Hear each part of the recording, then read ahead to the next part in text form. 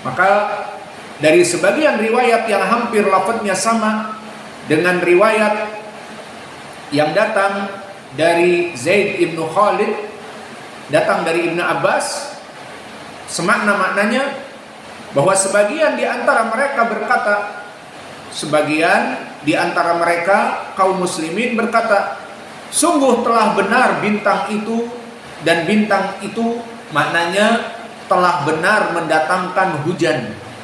Maka Allah menurunkan ayat ini, maka aku bersumpah dengan tempat-tempat peredaran bintang-bintang, sampai ucapan Allah mendustakan Allah di surat Al-Waqiah. Maka di hadis ini pun menjadi pendalilan tentang permasalahan sebagian dari kaum muslimin ada yang menyangka bahwa hujan itu dari bintang-bintang tertentu. Maka di dalam hadis ini fihi masail, kita masuk kepada fihi masail. Belum adzan atau sudah? Berapa menit lagi? 5 menit. Fihi masail. Kita ambil faidah dari ayat-ayat dan hadis ini. Al-ula ay mas'alatul ula tafsiru ayatil waqi'ah. Tafsir dari surat Al-Waqi'ah yang mana disebutkan di dalam matan di sini wa taj'aluna rizqakum annakum tukadzibun. Maka tafsirnya di sini telah kami sebutkan tadi, dan di matan tidak disebutkan tafsirnya, bahwa telah datang tafsir dari Al-Hasan Al-Basri dan Mujahid dan yang lainnya dengan sanad-sanad yang sahih, bahwa sebagian dari manusia di saat hujan maka mereka mengatakan telah diberikan rizki oleh bintang tertentu. Maka wataja'aluna rizqakum, kalian mengganti rizki yang datang dari Allah dengan menyangka dari bintang-bintang, maka kalian adalah orang-orang yang mendustakan Allah Jalla wa'ala. Wa thaniyah dzikru al-arba' allati min amril jahiliyah. Maka masalah yang kedua disebutkan oleh hadis 4 dari perkara al-jahiliyah, yang mana 4 perkara ini banyak dari kaum muslimin yang tidak lekang darinya dan masuk kepadanya. Dan poinnya adalah menyangka bahwa bintang tertentu menyebabkan hujan. Dan ini waqi' terjadi. Wal istisqa bin nujum. Ini poin pendalilannya. Al-masalah ats-tsalitsah dzikrul kufri fi ba'diha. Maka penyebutan kalimat kufur bagi mereka orang-orang yang meyakini dari bintang-bintang tertentu yang mendatangkan hujan, maka disebutkan telah kufur, seperti hadis Zaid ibnu Khalid, di mana Nabi menceritakan bahwa Allah telah mengatakan asbaha min ibadi mu'min bi wa kafirun, bahwa pagi ini telah ada yang beriman kepadaku dan kafir. Maka disebutkan siapa mereka yang kafir? Fadalika kafirun bi mu'minun bil kaukab. Di saat mengatakan mutirna binau'i kada wa kada. Di saat kita diberikan hujan oleh bintang-bintang tertentu, maka telah kufur kepadaku dan beriman kepada kaukab. Maka ini poin yang ketiga, disebutkan dengan kalimat kufur. Ar-rabi'ah anna minal kufri ma la yukhriju anil millah. Ini dia faidah, bahwa Syekh di sini berpendapat bahwa kekufuran tadi tidak sampai mengeluarkan kepada keislaman. Berarti bukan maknanya kafir keluar dari Islam dikarenakan meyakini bintang-bintang tertentu telah memberikan hujan, tetapi kufrun duna kufrin, dan masuk kepada dosa besar. Makna kufrun duna kufrin, kufur dari nikmat Allah, masuk kepada dosa besar. Al-khamisatu, faidah yang kelima, ucapan asbaha min ibadi mu'minun bi wa kafirun bisabab nuzulu an-nikmah. Dikarenakan kufur kepada nikmah menjadi kafir. Di saat bukan bersyukur kepada Allah tetapi bersyukur kepada hujan yang dipikirnya memberikan, kepada bintang yang dipikirnya memberikan hujan bintang tersebut, maka kufur kepada nikmat Allah. As-sadisah atafattanu lil iman fi hadzal mawdi'. Maka meyakini dan menjadi cerdas untuk beriman kepada Allah dan tidak beriman kepada al-kaukab, dengan meyakini hujan itu rahmah dari Allah Jalla wa Ala. As-sabi'atu atafattanu lil kufri fi hadzal mawdu'. Begitupun kita menyadari dan memahami bahwa penyebab dari kekufuran adalah dari bintang-bintang. Maka di faedah yang ke-6 dan ke-7 mempelajari bagaimana keimanan dikarenakan bintang-bintang dan bagaimana kekufuran dikarenakan bintang-bintang. As-saminatu tafattanu liqaulihi laqad sadaqa nau'u kada wa kada. Maka kita juga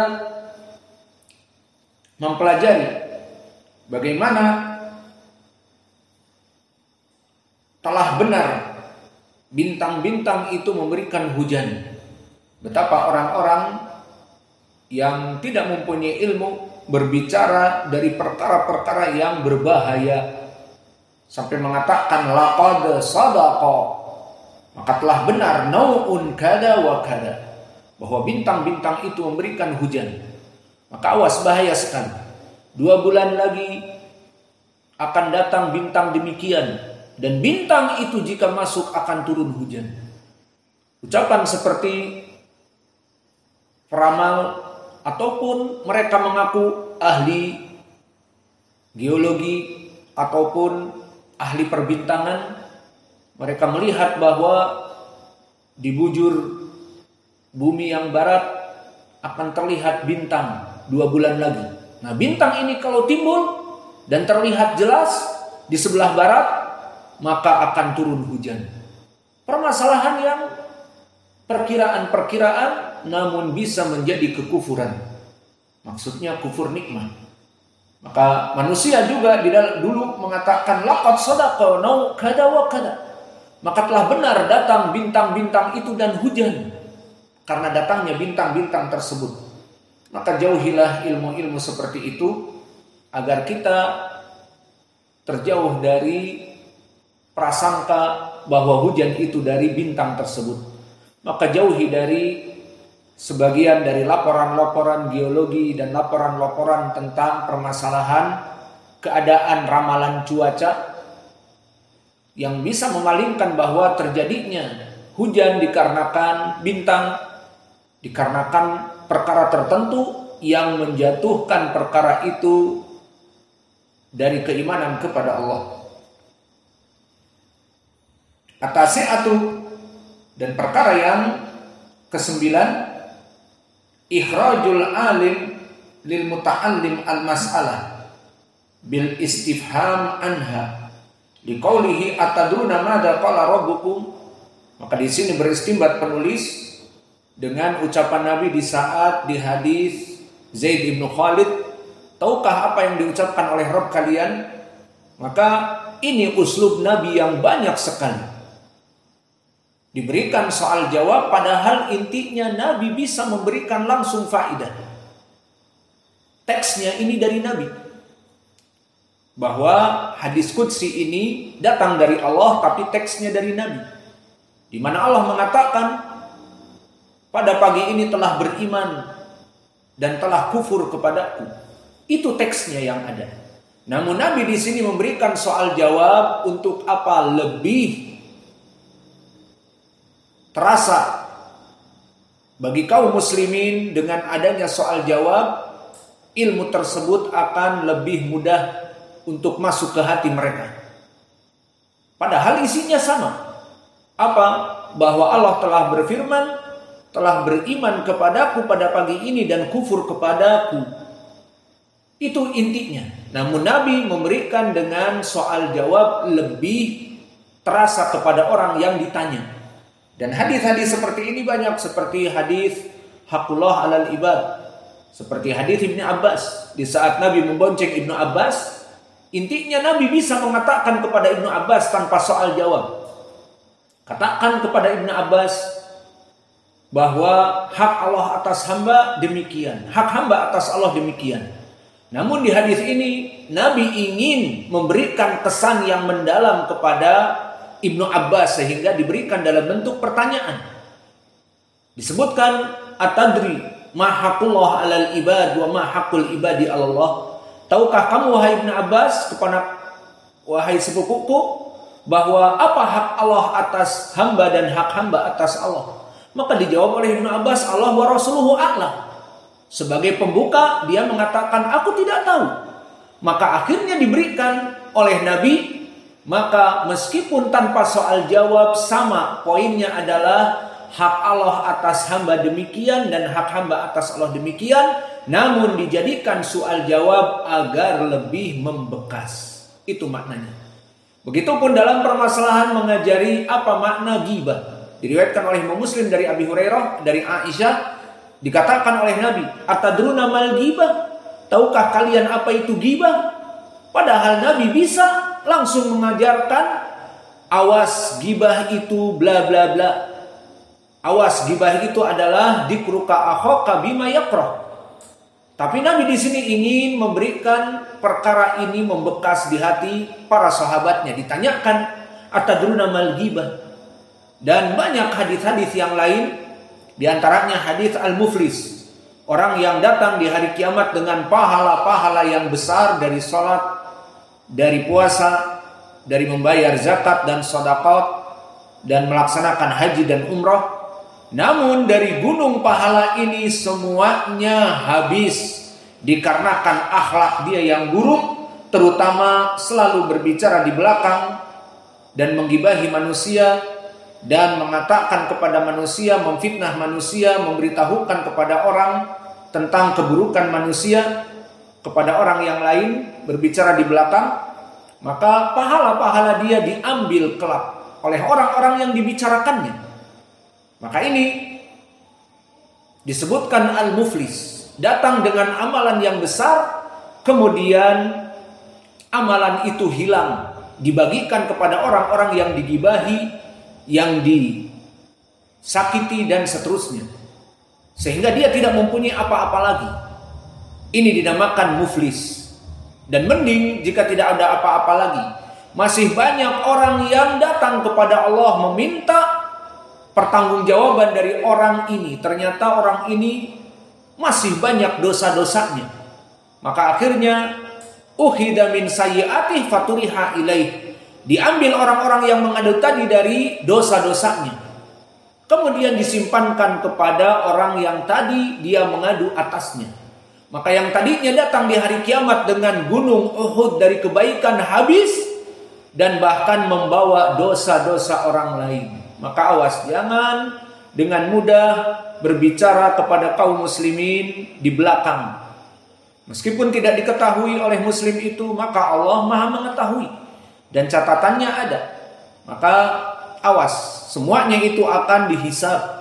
Dan orang ini tidak akan pernah ridho kecuali mengambil pahala-pahala darinya. Jika habis pahalanya, dosanya dia nih berikan kepada dia. Diambil dosa-dosanya diberikan kepada orang yang menggibahinya. Maka awas, ini yang dinamakan al-muflis. Maka Nabi bisa menjawab atau memberikan dars langsung al-muflis demikian dan demikian. Namun Nabi ingin menanyakan dahulu, atadruna mal muflis? Tahukah apa orang-orang yang merugi? Maka ada yang menjawab, al-muflisu indana alladzi la mala wala dirham. Muflis bagi kami di dunia ini ya Rasulullah, yang tidak mempunyai modal dan jual beli modalnya tidak ada, habis, dan labanya pun tidak punya. Modal habis, laba hilang. Ini orang yang merugi. Nah, itulah mereka di hari akhirat seperti itu. Maka di sini soal jawab perkara yang sangat baik untuk memberikan ilmu kepada para murid-murid. Maka dulu Nabi mempraktekkan ini kepada para sahabatnya. Al-ashirah wa'idun naihah. Maka disebutkan di dalam hadis diriwayatkan Muslim tadi bahwa naihah mempunyai ancaman yang besar. Jika belum taubat maka Allah akan memakaikan pakaian dari tembaga yang panas, atau Allah akan memberikan pakaian yang gatal sehingga dia mempunyai penyakit gatal. Maka ini yang bisa kita berikan di pelajaran kita. Wa naktafi ilahuna wa jazakumullahu khairan wa barakallahu fi ilmikum. Subhanallah wa bihamdika asyhadu an la ilaha illa anta